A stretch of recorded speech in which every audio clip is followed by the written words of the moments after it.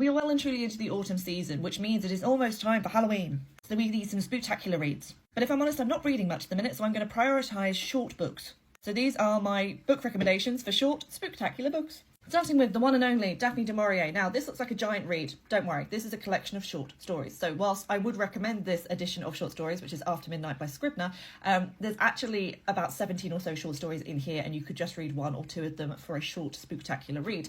The ones I recommend in particular, The Birds is probably the one that's most popular and well known, but also The Alibi and the other one I read, which was Don't Look Now. Those are the three that I would recommend in particular, are kind of around the Halloween spooktacular season. But Daphne Du Maurier as a whole, her novels are incredible, her short stories are amazing. If you're looking for something quick and easy, but really suspenseful, really thrilling, really gothic, Daphne Du Maurier is the author to go for.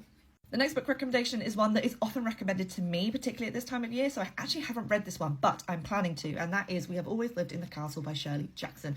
Now, I have read Shirley Jackson, I've read her short stories, The Lottery is one of my all-time favourites, however, I've not actually read a novella or a novel of hers yet, so this is one that I'm always recommended, particularly at this time of year, but also one that I do want to read, ideally this year, but at some point in the near future. It is a super short read. This is a gorgeous Penguin Deluxe edition, so if you're interested in this kind of really kind of ethereal black and white gothic story kind of cover, then I would recommend this one.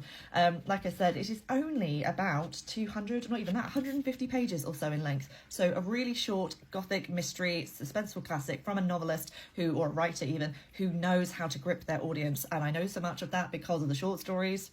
In 2 or 3 pages, Shirley Jackson was magic. So I am looking forward to reading this one. This is one that I, like I said, get recommended all the time. So I'm adding it to this list as a short spooktacular read.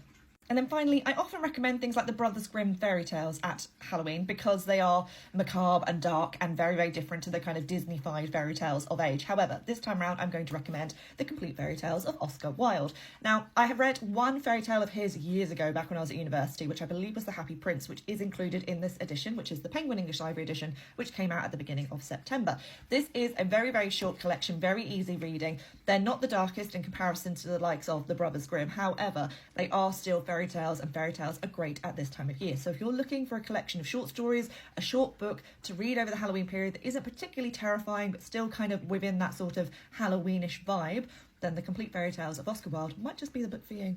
So those are some short spooktacular reads for this time of year. Would you agree with me? Would you add any more to the list? Let me know in the comments. And if you have read any of these, let me know what you thought of them, because I'd love to hear your thoughts.